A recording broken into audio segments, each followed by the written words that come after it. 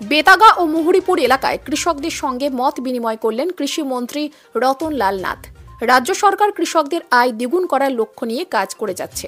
বর্তমান সময়ে রাজ্য সরকারের কৃষি দপ্তরের মন্ত্রী রতন লাল নাথের উদ্যোগে কৃষকদের আয় বৃদ্ধির লক্ষ্যে দেশের বাইরে বিভিন্ন প্রান্ত থেকে উন্নত মানের প্রযুক্তি নিয়ে আসা হচ্ছে, যার মধ্যে সাউথ আমেরিকা থেকে উন্নত মানের আলুর বীজ নিয়ে আসা হয়েছে।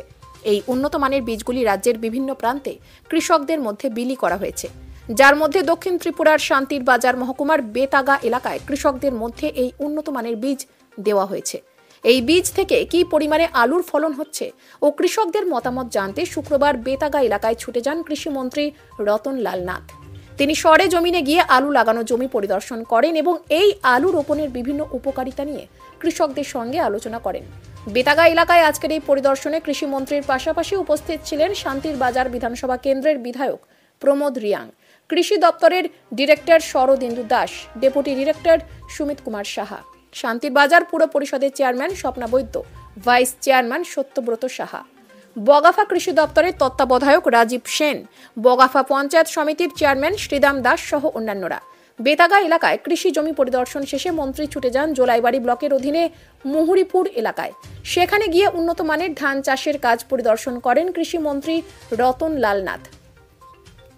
এই পদ্ধতিতে ধান চাষ করে কৃষকরা বিশেষ উপকৃত হবেন। জোলাইবাড়ি কৃষি দপ্তরের তত্ত্বাবধায়ক শ্রীদাম দাস প্রতিনিয়ত মাঠে গিয়ে কৃষকদের পাশে গিয়ে দাঁড়াচ্ছেন, যার ফলে কৃষকরা কৃষিকাজে অনেকটা এগিয়ে যাচ্ছে।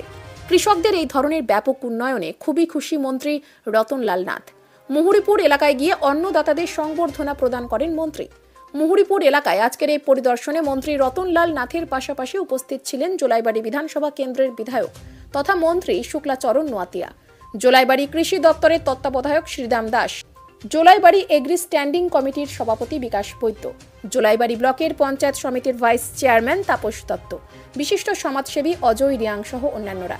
মুহুরীপুর এলাকায় গিয়ে কৃষকদের সঙ্গে মত বিনিময়ের মাধ্যমে কৃষিকাজে উন্নয়নের পাশাপাশি এলাকার বিভিন্ন দিক দিয়ে উন্নয়নের প্রতিশ্রুতি দেন মন্ত্রী রতন লাল নাথ।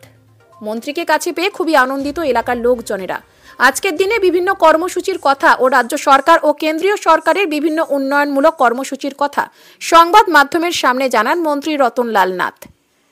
আগরতলা থেকে সুব্রত দের রিপোর্ট, নিউজ অবিকল। মন্ত্রী আজকে পোটাটো এরিয়া বিশেষ করে নতুন করে আমরা একটা দক্ষিণ আমেরিকার পেরু থেকে আমরা একটা বীজ এনেছি। আগে এতদিন আমরা টিপিএস সিস্টেমে করতাম, এটা অসুবিধা আছে, ব্যয়বহুল এবং প্রোডাকশন কম হয়। এই জন্য আমরা বেতাগাতে একটা পোটাটো সিড এরিয়া, পোটাটো গার্ডেন পুরা যারা করছে 19 কোটি পরিবার সেখানে গেছি এবং তারা দেখলাম এবং এটা খুব ভালো। আমরা নাগিছড়াতে আমরা প্রোডাকশন করছি এবং আগামী 5 বছরের মধ্যে যাতে পোটাটো বীজে আমাদের রাজ্য স্বয়ম্বর হয় এটাকে সামনে রেখে আমরা করছি। টিপিএসে যদি আমরা পোটাটো উৎপাদন করি প্রতি হেক্টরে 18 টন আমাদের উৎপাদন হয়, এটার থেকে 25 মেট্রিক টন উৎপাদন হবে। সেই জন্য আমরা এটাকে আমরা সারা রাজ্যে 8টা জেলাতে ভাগ করে দিয়েছি। আমরা নাগিছড়াতেও আমরা স্পেশালি করছি এবং কৃষকরা কি বলে এটা দেখতে এসেছি, তারা অত্যন্ত উল্লসিত। তারা বলছে এটা খুব ভালো ফসল এবং ভালো বীজ, এটাই আগামী দিনে তারা করবে। সাথে সাথে এই এলাকায় ধানের এরিয়া যেটা আমরা দেখলাম, বিশেষ করে আমাদের ইন্টিগ্রেটেড ক্রপ ম্যানেজমেন্ট সিস্টেমে ওই সিঙ্গেল চারা দিয়ে কিভাবে অধিক ফসল করা যায় সেই জন্য আমরা চেষ্টা করছি। দক্ষিণ ত্রিপুরা এমনিতেই কৃষিতে স্বয়ম্বর, একে আরও বেশি কিভাবে বেশি উৎপাদন করতে পারে সেদিকে আমাদের লক্ষ্য। এবং আমরা এই এলাকায় আপনারা জানেন এখন আর গরু দিয়ে কেউ চাষ করে না, আমরা পাওয়ার টিলার দিচ্ছি, এখন আবার ট্রাক্টর শুরু করছি। আজকে যেটা দেখছেন আপনি ওনারা চারা যে ধানের যে চারা লাগাচ্ছে এটা আগামী দিনে লাগাবে না, মেশিনের মাধ্যমে একটা করে চারা পড়ে যাবে।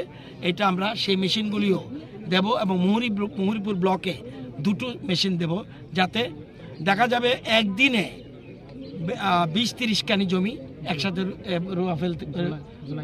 জোলাইবাড়ি ব্লক, মুহুরীপুর ব্লক সব জায়গাতে একটা প্রত্যেক ব্লকে, আচ্ছা মুহুরীপুর গ্রাম পঞ্চায়েত জোলাইবাড়ি ব্লক না, প্রত্যেক ব্লকেই আমরা দেব, শুধুমাত্র জোলাইবাড়ি ব্লক না, প্রত্যেক ব্লকে 2টো করে মেশিন দেব যাতে এটা নিয়ে ব্যবহার। যদিও আমরা ফার্ম মেশিনারি ব্যাংক দিয়েছি, কৃষি যন্ত্রপাতি যার যেটা লাগে সেটা আমরা সাহায্যের হাত বাড়াবো।